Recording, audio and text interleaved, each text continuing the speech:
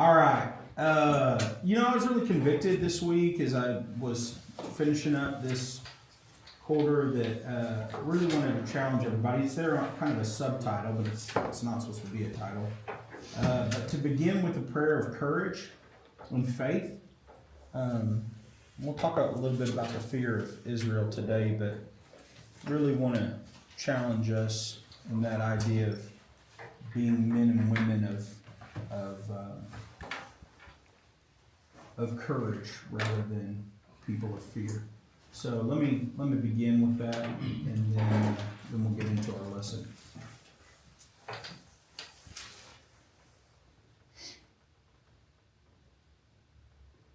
Father, we acknowledge you as the God overall, the God who is all-powerful, sees everything, understands everything, is perfect in every way.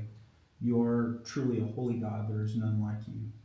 So at this moment, we just want to, as your people, in united voice, just say we want to seek your glory. We want to do what you want us to do. Forgive us for our arrogance. Forgive us when we have sought our own things. Forgive us for our fear. Help us as your people to be men and women of great faith and courage, knowing that there's nothing, no one, anywhere like you. And you are a God that has shown us your love. You have redeemed us. You've given us a purpose. And so I pray that in our identity as sons and daughters of the King, we'll live like that. Just pray for great courage and great faith as your people. I pray this, again, to your glory and honor through the name of our Savior, Jesus Christ. Amen. As I read through this, I think I put it on y'all's notes, the William Wallace quote there in Braveheart. It's hard for me as a Westerner that's taught, give your last breath fighting for freedom. It's hard to understand sometimes the Israelites and some of the things that we'll read about them tonight. But I also pointed out sometimes we are quick to condemn them or point out their fear, when in reality, if we search our own lives, there's a lot of things that we're pretty scared of and respond out of fear. And so it was a great reminder for me as we have studied this to be a man of faith and remember how powerful God is and not live out of fear. Kind of did a quick review, as I mentioned there, towards right above that chart. There's 40 chapters in Exodus. Bergen had specifically asked me to look at have the focus of delivered or deliverance. I didn't like the title deliverance because I hear banjos in my head every time I hear that word. So I like the idea of delivered as in past tense. When God said it's going to happen, it's already done. I mean, God speaks and things come into existence. And so I like that past tense. I did that very intentional. Chose that idea of this series being called Delivered. But God, throughout this, in the first half of this, we have focused on the way that God's been at work among his people. There's kind of a quick chart from Nelson's complete book of the Bible and Maps. If you would like to kind of share that or outline that with your class, go over that. I kind of outlined the first 13 chapters that we looked at. I gave a quick overview there of what things we've kind of focused on throughout this quarter. You know what you taught, so you can expand on that. Also thought it was really interesting as I looked through this, looking at the names of God. I went through the first 14 chapters and counted those names of God, the number of times those names showed up, and that always speaks to me. I don't know if it speaks to anybody else, but I enjoyed that, looking at that. Again, I find it very ironic that one of the times Adonai is used is when Moses says, "But Lord," calls him Master, Lord, and then he doesn't want to do what God's calling him to do. Kind of the pictures of God that we've gotten so far, and this isn't an extensive list because there's so many things, but we see this is the God who keeps his promise. Again and again, he'll refer back to Abraham, Isaac, and Jacob, and how God is a promise keeper. He is faithful. God is patient. God's timing is not our timing. He is eternal. He is outside of time. He doesn't see things the way we do. God's very personal. We see how he hears the cry of his people. He responds from his promises that he's made, and responds to his people even through their sin and unfaithfulness. He's still very personal. He will accomplish his will. We can fight it as much as we want, but he will accomplish his purpose.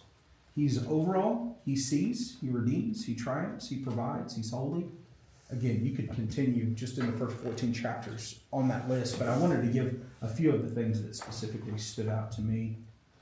I don't know if there's anything that you guys would like to add before we get into Exodus 14 as far as kind of a review over the first 13 chapters, something that maybe was very impactful in your class, or something that you feel like is worth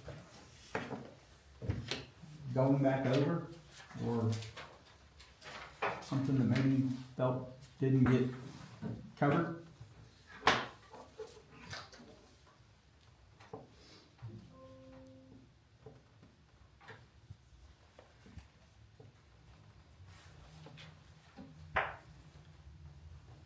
Obviously, we want you to make it your own. I want you to make it your own, so be sure and put down whatever stood out to you. I put a cross specifically because I wanted that idea of the Lord will fight for you. I entitled that comes directly out of the text that we'll see here in a minute, verse 13 or 14. Verse 14. But I believe that's still true. God has won the fight. Jesus has won the fight there at the cross, and so we'll talk a little bit more about that here in a minute. So let's go ahead and read through this. It's a short chapter, so it's 30 verses. But let's read, if somebody do 1 through 14, and then somebody else can do 15 through 30, and then we'll get in here and dig around for a little bit. Then the Lord said to Moses, "Tell the people of Israel to turn back and encamp in front of Hahiroth, between Migdol and the sea, in front of Baal Zephon. You shall encamp facing it by the sea. For Pharaoh will say of the people of Israel, they are wandering in the land, the wilderness has shut them in. And I will harden Pharaoh's heart, and he will pursue them. And I will get glory over Pharaoh and all his hosts. And the Egyptians shall know that I am the Lord." And they did so. When the king of Egypt was told that the people had fled, the mind of Pharaoh and his servants was changed toward the people.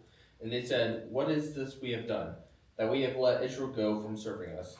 So he made ready his chariot and took his army with him, and took 600 chosen chariots and all the other chariots of Egypt with officers over all of them. And the Lord hardened the heart of Pharaoh, king of Egypt, and he pursued the people of Israel while the people of Israel were going out defiantly. The Egyptians pursued them, all Pharaoh's forces and chariots and his horsemen and his army, and overtook them and camped at the sea by Pi-hahiroth, in front of Baal Zephon. When Pharaoh drew near, the people of Israel lifted up their eyes, and behold, the Egyptians were marching after them. And they feared greatly, and the people of Israel cried out to the Lord. They said to Moses, "Is it because there are no graves in Egypt that you have taken us to die in the wilderness? What have you done to us in bringing us out of Egypt? Is this not what we said to you in Egypt? Leave us alone that we may serve the Egyptians? For it would have been better for us to serve the Egyptians than to die in the wilderness." And Moses said to the people, "Fear not, stand firm and see the salvation of the Lord, which he will work for you today. For the Egyptians whom you see today, you shall never see again. The Lord will fight for you, and you have only to be silent." Then the Lord said to Moses, "Why are you crying out to me? Tell the Israelites to move on. Raise your staff and stretch out your hand over the sea to divide the water so that the Israelites can go through the sea on dry ground. I will harden the hearts of the Egyptians so that they will go in after them. And I will gain glory through Pharaoh and all his army, through his chariots and his horsemen. The Egyptians will know that I am the Lord when I gain glory through Pharaoh, his chariots, and his horsemen." Then the angel of God, who had been traveling in front of Israel's army, withdrew and went behind them. The pillar of cloud also moved from in front and stood behind them, coming between the armies of Egypt and Israel.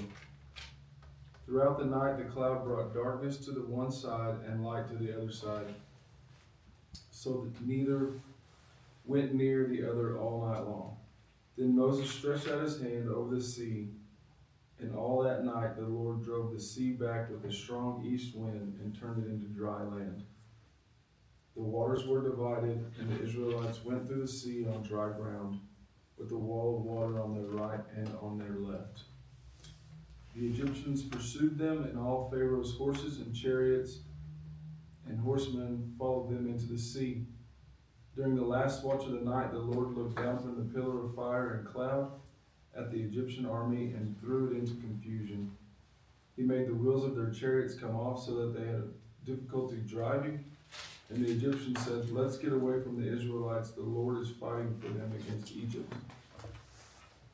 Then the Lord said to Moses, "Stretch out your hand over the seas so that the waters may flow back over the Egyptians and their chariots and horsemen."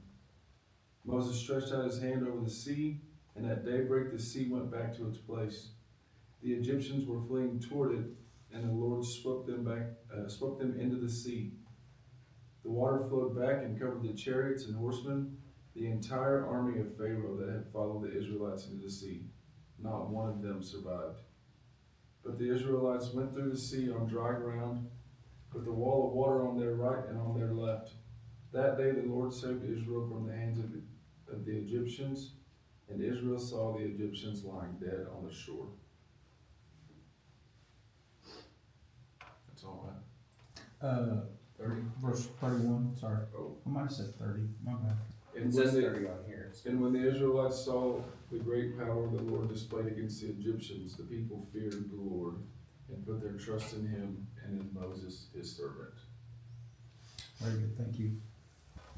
I have all kinds of highlights on my text. I don't know if there was something in particular that stood out to you in those 31 verses.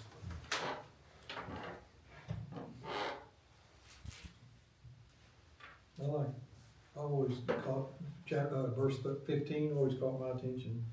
When Moses is crying out to the Lord what he's gonna do, and then the Lord tells Moses, "Why are you crying out to me? Tell the sons of Israel, go forward."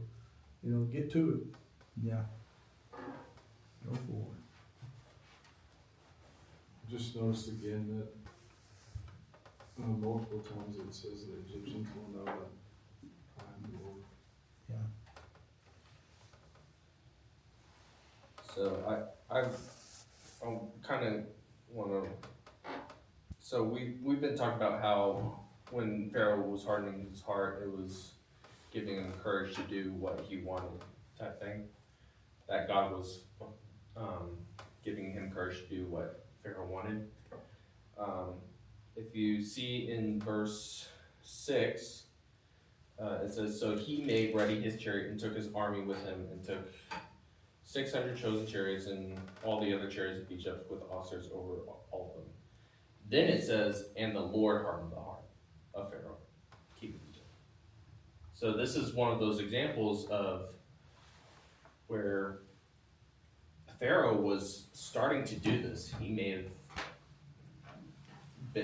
have been having second thoughts, saying, "Should I go ahead and do this?" And God initiated that hardening of the heart in order to do his work once again. Mm.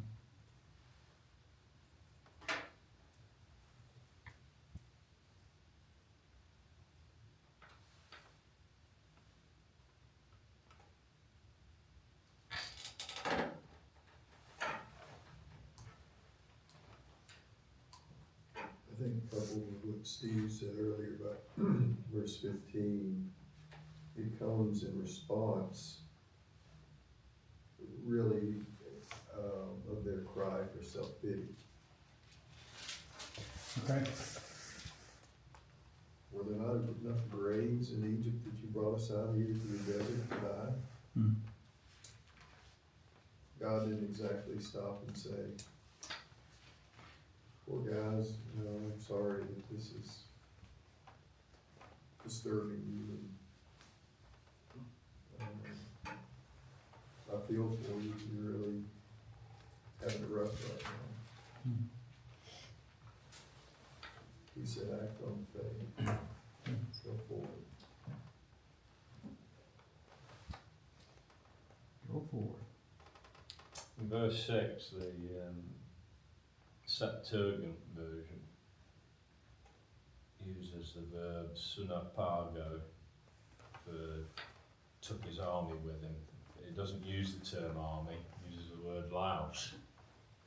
Took his people with him. Which is kind of interesting to me because the idea of sunapago is he carried his people away. And if you look at 2 Peter 3:17, the Greek is kind of interesting here. He says, "You therefore, beloved, knowing this beforehand, take heed that you are not carried away with the error of lawless people." It makes me think of the fact that this is Pharaoh taking everyone to their ultimate judgment. I just thought that was interesting the way that the Septuagint approached that. They kind of added some credence to the God made the soldiers brave and he made Pharaoh brave. So brave, he just really threw all caution to the wind. Yeah. And so by hardening his, I don't know what that means, but God hardens somebody's heart. But here it might mean made him really way too brave. You couldn't even think. It's like that, what's the term they use? Throw caution to the wind, we've got nothing to lose now. Yeah. I mean, everything here is destroyed, let's try and get revenge, really. Yeah. Seems to be more the motivation. Well, he believed they were, I think even back in 13 into the chapter, it says, Pharaoh's gonna think you're lost. He's gonna think you're just lost out in the middle of the desert, and he's just gonna come after you. Right. And that goes back to their theology again. They kind of have this idea that, I forget the term, they're entangled by the land, I think is the translation in the Hebrew. The gods of the wilderness there will confuse them and they'll just get lost. So they didn't think they were going to have to go all that far to find them. This is a sign from the gods that we are able to take the Hebrews back as slaves. Well, what they didn't count on was the pillar of cloud and the pillar of fire at night. I don't know what that did. I was trying to find it. My maps are useless. That distance across Sinai there, do you have any idea how far that is? No, I don't. I know that God took him the long route. Mentioned that, I think in chapter 13. We took him from Sukkoth to Etham the first day, and I thought Etham was on the other side there, going towards Ezion Geber, but I might be wrong. I don't know whether it was a several day journey across, but they go pretty much to that the top of the Red Sea there, and then God tells them to turn back and go south down to Pi Hahirothon. So that's kind of interesting. It's as if rather than giving them a chance to get away, God wants to take them to a place where the geography is this Baal Zephon, and Migdol means lookout. So it's a high ground deal, but they're encased by mountains and then sea on the other side, so they're trapped Right. on a huge sort of beach area. It's like, God set that up on purpose. Yeah, that's what it says. Well, yeah, if I heard the words turn back, I'd be like, wrong direction. That is the one place I don't want to go. I mean, that would have been reasonably familiar territory to Moses, I would think. When his time in Midian, at least before they turned. So. So God looked down from the tall cloud. That's very interesting. Yeah, we'll dig there a little bit. Okay. Oh, but you go ahead. I mean, No, I just- wasn't shutting it down. Doesn't he always kind of look down with all that? Yeah, that's a good point. That's a good point. Yeah, it's funny. One of the phrases that really stood out to me was in verse 14. It says, "The Lord will fight for you." Moses is saying this to the people. Just chill out. The Lord's going to fight for you. And then in verse 25, the Egyptians said, "Let us flee from before Israel. The Lord fights for them." And so it's like, it clicked. That light went on. Went on a little too late, but it came on. Yeah. Bruce kind of mentioned this. God's guidance is purposeful in this. You notice there in those first few verses, because this is what they're going to think. You know, I'm going to have them turn back, and then Pharaoh's going to think, "Oh, they're lost." You know, they don't know which way they're going. And again, I feel like there's all kinds of implications, all kinds of things, all different ways you could go here. But I feel like it's clear that God is both directing Israel and Egypt. God's behind all this in everything. That becomes really important here in just a few minutes when we talk about the eastern wind as well. But it's very clear God is behind this. Burl mentioned Pharaoh's heart. This is the one that is going to cost him his life. And there's multiple times where Pharaoh's heart's hardened, Pharaoh's heart's hardened, Pharaoh's heart's hardened. And everyone to this point, he got another chance. But I think for me, this was a good reminder. There's only so many chances. Eventually, that hardening of the heart, that denying God's will or being disobedient to God, eventually, there's not going to be another opportunity. And so, it's kind of like we talk about, you know, every knee will bow. Bow your knee today. This is the opportunity you have. Soften your heart. Pray for a soft heart. Pray for a soft heart, that you'll listen to God, stay in tune with His will. Verse 9, I said seller's regret, because all of a sudden the Egyptians, let's see, verse 9. No, it was let's see, a few before that. The Israelites, rather the Egyptians, what have we done? Verse 5. What have we done? Why have we let them go? We know exactly why you let them go. You thought you were going to die. You saw your firstborn die, and then you thought you were going to die. But in that moment of greed,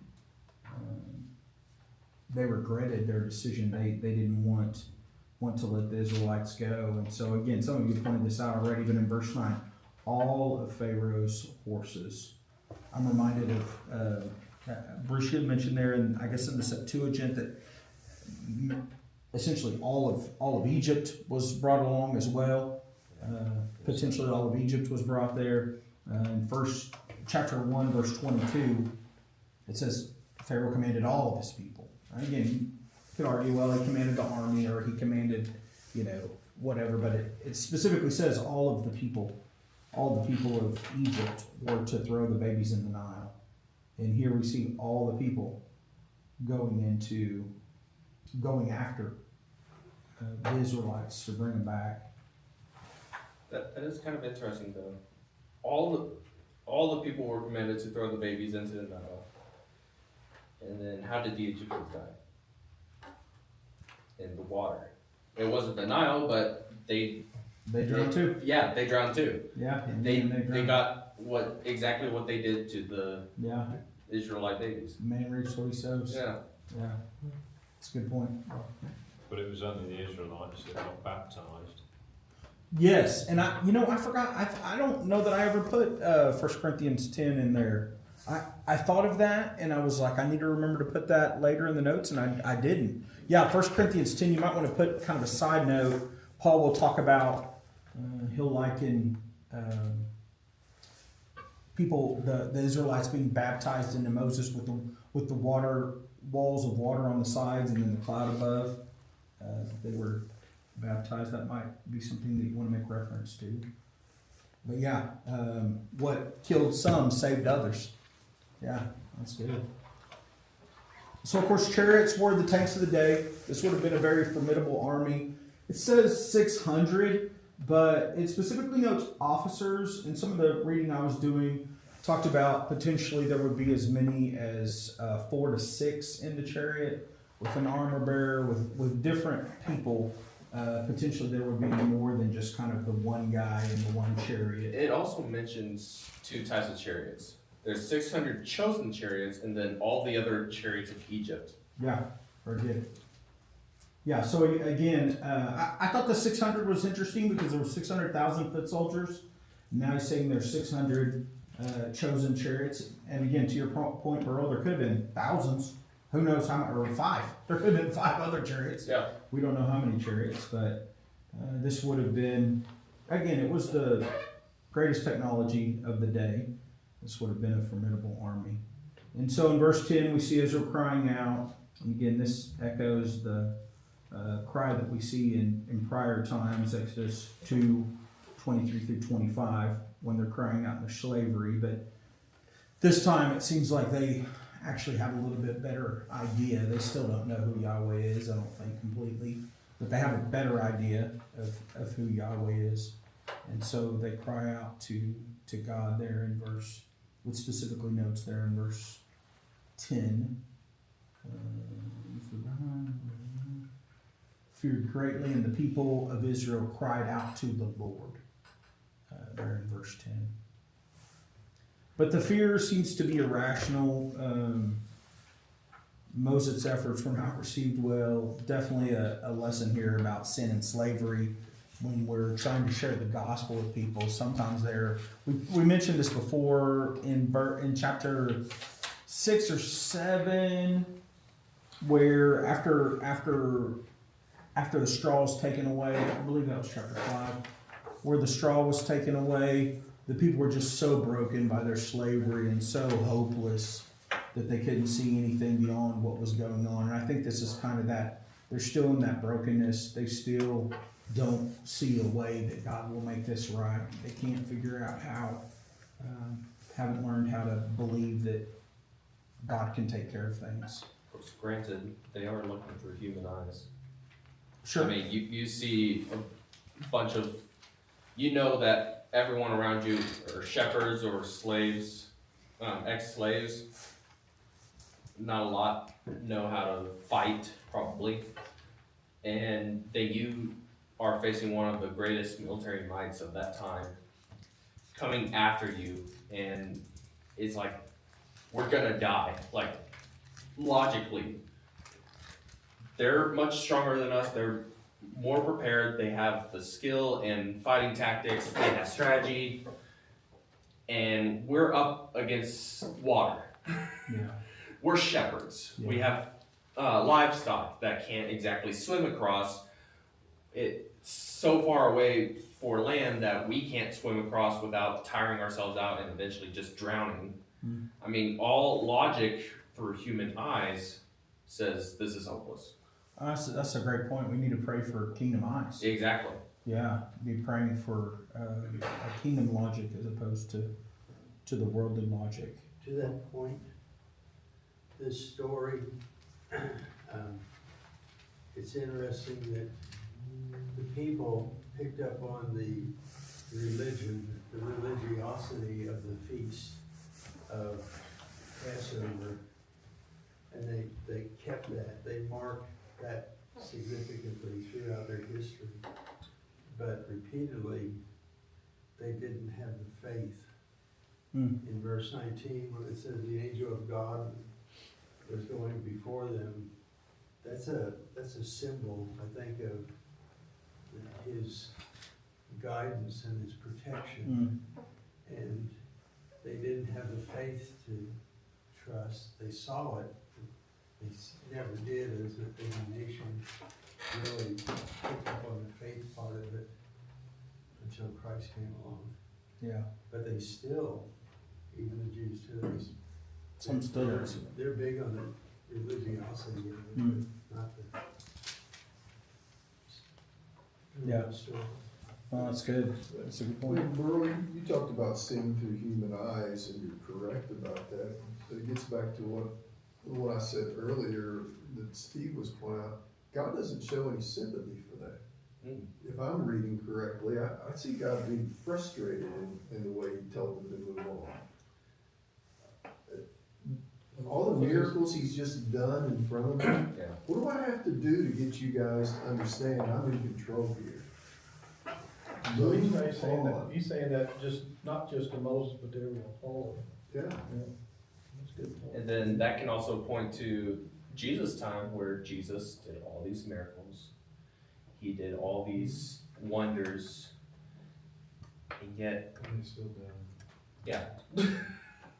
Well, and later, what I find interesting when they protest again, God, what he gives to their fear is he gives them a promise. All you gotta do is sit and watch. Here's my promise to you. Again, he didn't reinforce or affirm their doubts. He just said, here's the promise. Here's all I'm giving you. I'm giving you a promise. So faith is dispelled by a God promise. Or excuse me, fear is dispelled by a God promise.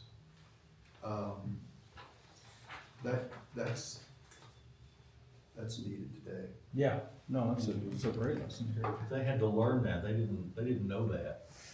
He had to lead them into that, in chapter 13, 17, it says, Pharaoh led the people into Egypt. God did not let the people take the road leading to the land of the Philistines. That road by the Mediterranean Sea is the shortest way, but God said, no, they'll have to fight the Philistines and they'll run back to Egypt anyway, so we're not doing that. So he had a lot lower expectations. He had appropriate expectations. That they were worthless, they were really helpless, hopeless. So that faith that they had to grow. It took 40 years in the desert, it took another, several years to Canaan, so it happened slowly. Especially when you- Well, did it happen? Well, it never happened. When they came out of captivity, it began to happen, yeah. And listen, they had 600,000 armed. They had no experience fighting. I can see why if they came across a nation's army, they could easily turn around with fear and run back. I mean, I think we forget that horses and chariots, I don't know if you've ever gotten in the way of a bunch of horses that are bolting. They're pretty scary. They're big. I remember the first time I fed our horses when we had the farm, and I went out there in the corral with the bucket, big mistake, and I'm walking along and I thought they'd just follow me. Well, they bashed me down to the ground and they wanted that bucket. So I learned that lesson the hard way. Didn't do that again. But the chariots are like modern day tanks. It's like coming at a bunch of people fleeing, and the best thing they've got is a staff. And maybe a few daggers or whatever they use to cut the meat up and everything. Maybe some shears. That's about all they've got. But that's not all they've got. That's the point. They've got God. Exactly. And But that's not the way they were looking at it when they no, were. yeah. Fear, But like you that's the way say, he wanted them to look at it. fear took him over. But yeah, it was. I mean, he gave them a lesson there. It was a test. And See twice my it- salvation work. and it says twice, for one right after the other, that he will be honored through Pharaoh, his army, and his chariots and his horsemen. But he had to do the same thing later on with Saul of Tarsus. When he sent Ananias to him, here's a man who's supposed to be a king of faith as a Pharisee. And what does Ananias say to him? What are you waiting for? Go and get baptized. I mean, it's the same kind of, This lesson of freedom requires a death will be repeated throughout the Bible. Israel would never be free of Egypt without them dying, and so their fear they were fearing for their own life, but God was trying to show them they're not going to have freedom without the death. Of course, there's the Passover lamb, but then also even the Egyptians would have to die before them. He says that you'll see Egyptians who you see today, you shall never see again. Verse 13. Verse 13 and 14, free at last. Again, that idea of you'll never see them again. Your slavery has finally ended. Another major theme here is Yahweh will fight for you. This is throughout the whole Bible, but especially in the Old Testament. You'll see this idea of God will fight. God is the one who took on the enemy, took on gave the 10 plagues, took on the gods of Egypt, and you kind of hear him just say, relax, I'm going to take care of this. I don't like to hop all over the Bible, but I do like this verse. I mean, it relates so well. John 8:31 through 36. The idea of anyone who sins is a slave to sin. It's kind of comical in verse 33 where the Jews respond, we're Abraham's offspring and have never been enslaved to anyone. Okay, you need to go back to your history book. Well, there was Assyria, there was the Babylon, there was all these different, by the way, your nation was birthed from slavery, Egypt, which, again, such irony, but Jesus is pointing to the fact that there's freedom in him, and anyone who Jesus sets free is truly free.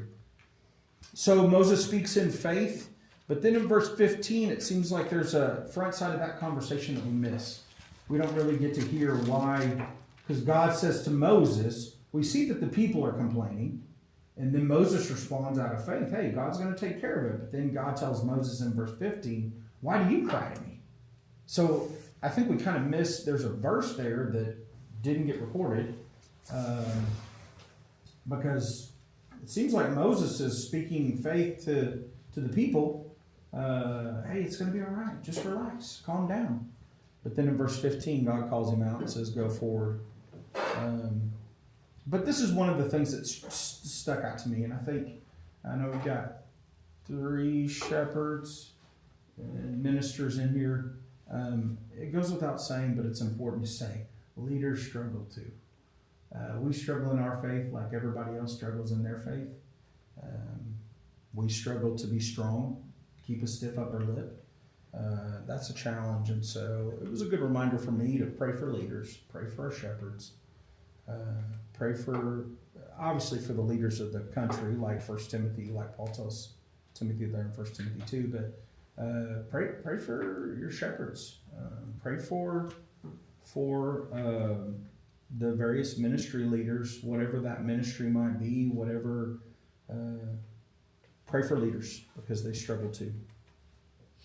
So God tells Moses, again, something apparently, he already knew this, but he told him, go forward. And so God shows him, I'm going to fight for you. Do what you're supposed to do. Go tell the Israelites to move. This angel of God. So I believe the pillar, this specific occurrence, not every time this phrase comes up, the angel of God, but the angel of God or the angel of the Lord, I believe this is referring to the pre-incarnate Jesus Christ. You'll see an angel and God occupying the same space. Randy mentioned how, and you were probably going maybe you were going a different way with this, but we see in chapter 13 where God is the one that's leading the people in the cloud, and here in 14 we see the angel of God, but then again a couple of times here we'll see that God from the cloud, and so this angel of God and God are occupying the same space. And since an angel and God aren't occupying the same space, it is my conviction that this is the angel of the Lord. There's many throughout history that have believed this as well. Not necessarily here or there, but something that I think is powerful when we think about God's often represented by a cloud. It's clear that God is leading his people in this way. I love the fact that the cloud when we finally get to that moment when they're pinned against the ocean, and here come the Israelites, then the cloud comes between them. And I love that there's darkness on the enemy side and there's light on God's people's side. I think that's so powerful, the way that that wording is there. I guess chapter 13, verse 21 and 22. It says, the Lord went before them by day in a pillar of cloud, and then by night in a Did you fire. have a sermon over this one time? I did do a sermon over About that. a year ago or so, or whatever? I don't know. I don't remember when. It's been a I while. remember it was really good. Oh, cool. But that- Thank you so much. You focused on that, it was cool. I received that. I appreciate that. So again, this is just such a cool picture of God. Dale was talking about how God doesn't really nurture or coddle them, and I think you're exactly right in that. But I love how God comes between the enemy. It's like at their moment when they're just like, we're gonna die. God literally physically gets between them. And I thought it was also powerful that God's at work during the night. I think there's some symbolism there. At least for me, there's a good principle there. In verse 21, all night there's this strong easterly wind. And then it specifically mentions verse 24, in the morning watch. I think that's powerful. There may be morning in the night, but joy comes in the morning. I love that. So I don't know if you guys have ever watched like Discovery or Nat Geo or whatever. There's one of these that explains away this as a phenomenon, like a natural phenomenon that happens sometimes, that the eastern wind will blow and it will blow back the sea. It probably crossed in a ford that was very shallow, and so it blew the water just enough to where, obviously, that is so ridiculous because this is clearly a miracle. The fact that the wind kicks up right when Moses is lifting his, there's just so many things that it's like, this is clearly God's hand at work. Even Egypt is saying the Lord fights for them. God clogs their wills and so on and so forth. And so to me, a lot of times those explanations, scientific explanations, are just ridiculous. Guys have obviously never tried walking along the edge of the beach in the water. Yeah. It's not easy. No. Especially if you've got a bunch of stuff on you. Well, again, you think about just the 600,000, but if you do, if you think about women and children, potentially over 2 million, you got cattle, you got the flocks, you got the herds. What do you think it's going to look like after 100, maybe a few thousand have been through there if it's supposedly wet, as they say? Oh yeah, no, you couldn't. It'd be immobile. Yeah, you couldn't It's walk. got to be dry to Yeah, have just any the- chance of the moving ruts that and- kind of yeah. quantity of people. Yeah, and you think about the line that there would be. Sometimes whenever we go to Cracker Barrel around noon, and it's just Gary Party at 2, and like 2 hours later, they're like, Shawn and Barbara, and that's 50 people maybe? I That's don't because they know, want you to 20? spend money in the store. There you go, yeah, they want you to buy some of their candy. Now, 2 million? How long would this take? Or even 600,000, how long would this line be? And to Bruce's point, you wouldn't be able to walk. You wouldn't be able to get all your cattle and so forth. If this wind was blowing hard enough to move water and dry ground, would you be able to stand? 200 or 300. Hurricane, what is it? The 5 or S5 is it? F5 is 20. F5 is tornado. Yeah, whatever. Do what? Category 5? Yeah, category 5, we're at like category triple digits, to blow back a sea and dry the ground. Obviously, they wouldn't be able to stand. So the explanations. There's another thing. It says that the water was like walls on each side of the Israelites. Yeah. Like, this is probably deep, Yeah. and it's probably above their heads, and it's just Easily. straight, Yeah. 90 degrees. Yeah. It's like when they crossed the Jordan. What did he do, Adam? He stopped the water, didn't he? The river stopped flowing. Yeah. And it just heaped up. Right. And it Yeah. just kept heaping up. It got Yeah. bigger and bigger and bigger, I guess. Yeah. Except he let that go probably more gradually Yeah. rather than all at once. Right. Yeah, maybe so. Yeah, good luck with trying to explain Yeah. a miracle. Yeah. History It's just a Channel lesson can. in futility. History Channel can.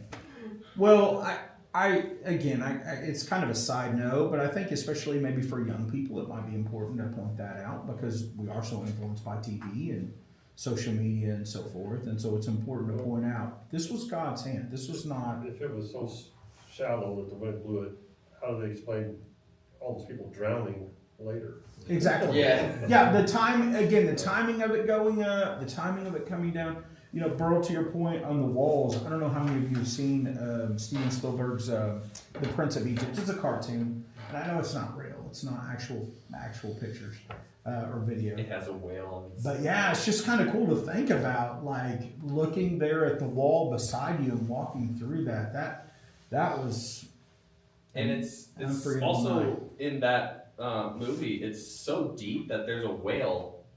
When the lightning flashes, there's a whale that's Swimming by, yeah. I don't know. You know, there's some Ron. Oh, the guy that. Yeah, he went Ron Wyatt? Ron White. Yeah, I think that's him. That found some wagon wheels and different things there in the Red Sea.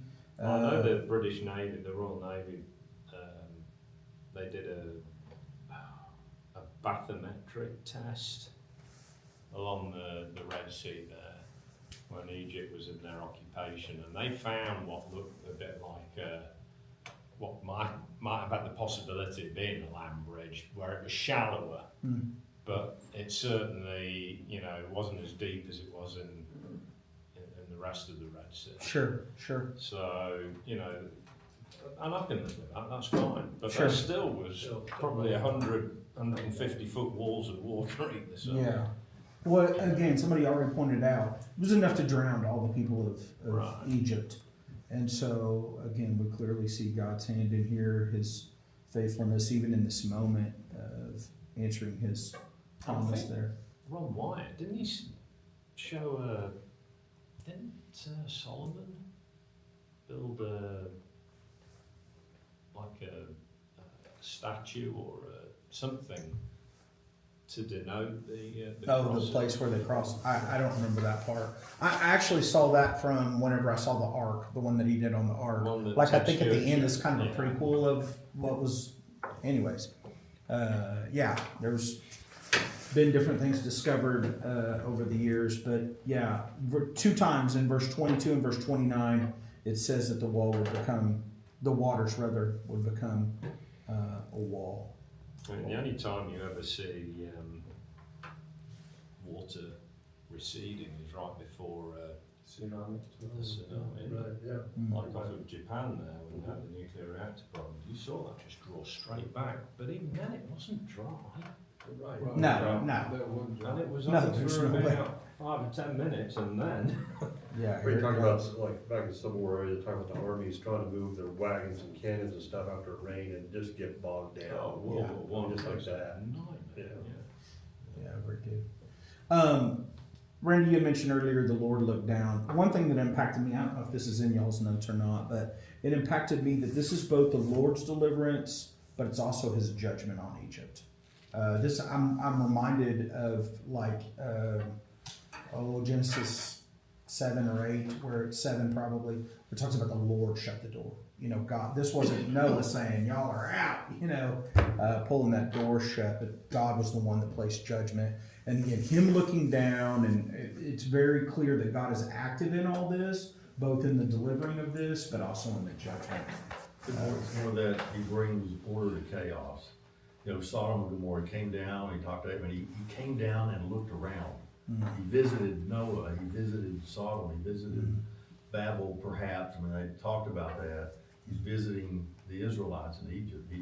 When the cry is loud enough, He shows up, and the Israelites are crying again. And He says, I'll take care of this Goes down and takes it, yeah. every time. Yeah.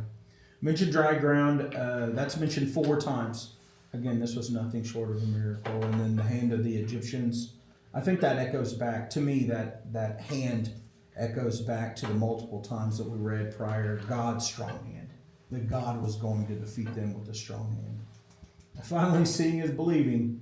Once Yahweh defeats, it's verse 31 is almost comical. So then, so the people feared the Lord. And they believed the Lord and his servant Moses. Finally, the people showed their faith. I didn't put this online, but the copies I did here, I put real big at the end, Jesus. I want you to make whatever Jesus connections you see in there, but I always want us to remember that that we have deliverance, we have salvation because of Jesus. God heard our sin cry and has come down, and so I want to make sure that we kind of end on that. This has been really, I was telling Chris, I think this past week, man, I taught this back in, I don't know, maybe 16 or 17, I taught Exodus. I've learned so much this time, so much more. This study was exhausting, but it was really a blessing to me, and hopefully y'all have been challenged and encouraged through it.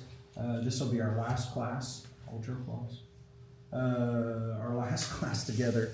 And in some ways I'm sad to see it go, and in other ways I'm really excited to let the next guy come in and bless y'all. But any final comments, anything we missed, or things that you want to add to the... When Stephen does his account of this in Acts 7, it's interesting to me that in verse 38 he says, this is the one who was in the congregation in the wilderness. Speaking of Jesus? Speaking of the Israelites. Of the Israelites? You know, as bad as their lack of faith was, it's still a congregation in God's eyes. Hmm. You know, it's the word in the Greek, ecclesia, and the Septuagint, where we get church from. So, Well, that's kind of interesting to me. you saying that prompts me to ask something that's just, I've been pondering here. How would God have wanted the Israelites to respond? When Moses, when the people cry out and God says, why are you crying out to me? Move on. What would God have wanted them to do in that moment? What would have been an act of faith? Save us. I don't know what their cry was. That's kind of interesting. What were they crying? Help. Well, they were complaining. I think he would understand. They were complaining, why did you bring us out here? Weren't there enough? Well, yeah, okay. So, but instead of doing that, what would God have wanted them to do in that moment? And I'm asking that in our moments, you know, and I might have been leading the cheer. God, why'd you bring us out here? Okay, I might have been the one leading that cheer. But how does God want us to respond to those moments? Well, it's just required, just to look at him and go, Lord, you know, do your thing. What's your Tell me command? what to do. Can I ask you another dumb question? Were you done discussing that? Well, no, but you go ahead and answer. Another dumb question. Randy may have said it to me or said it in class, I don't remember where I heard it, but I think it was Randy. Talking about when this would have been written. If you look at the first verse of chapter 15, it says, then Moses and the people of Israel sang this song to the Lord. And if you go on down to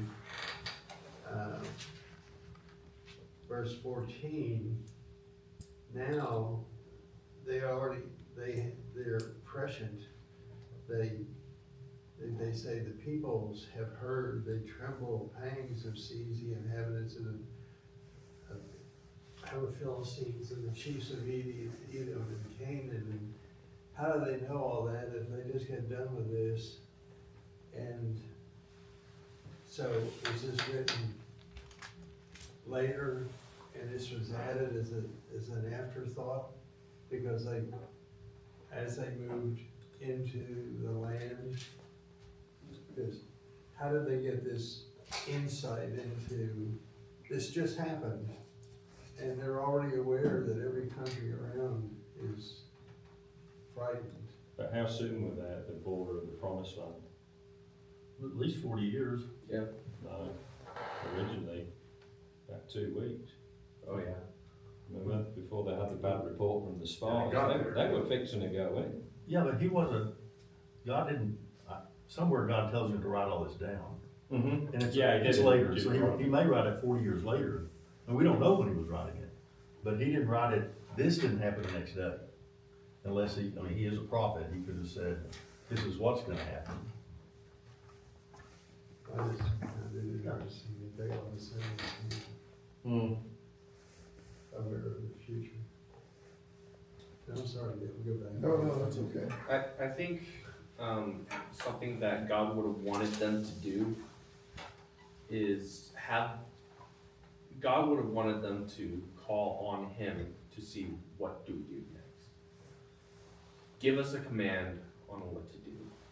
Instead of complaining, tell me what to do so I can do it. So can you imagine the Israelite assembly all getting on their knees at that moment, rather than complaining, and together, calling out to God and say, we know you're capable, we believe that, you've brought us to this place, we believe you're going to redeem us, and just praying to Him in such a way.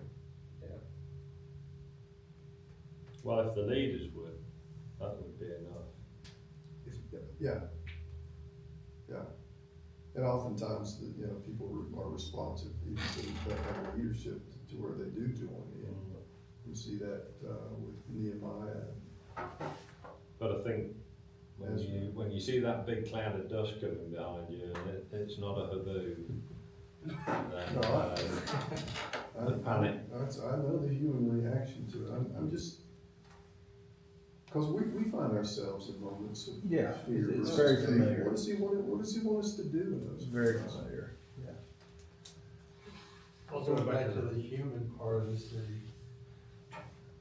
When I was a kid, my father would stand about where you are, and the door was over there, and he'd tell me, you'd better get your, and blank out, and I knew that as I went past him, I was getting whacked. And so I hesitated, because I did not want to go past him. When I was in the military, and my drill sergeant screamed, do it. I mean, we did it. There wasn't any, what do you want us to do, or we didn't stop to say, oh, you're such a wise sergeant, we're so grateful to have you, praise you. Let's sing We songs. Let's stand and sing together. There was just a cloud of dust, we were moving, and they said move. And so I don't know, I'm trying to think if I was an Israelite, what I would do. Chris, what were you gonna say? Oh, I said, just go back to the Egypt going past the point of no return in God's final judgment. After the Israelites had crossed through, God could have just let the waters go back, lifted the cloud, and you'd have the Egyptians on this side, the Israelites on that side. Yeah. But this truly was, they used up all their chances.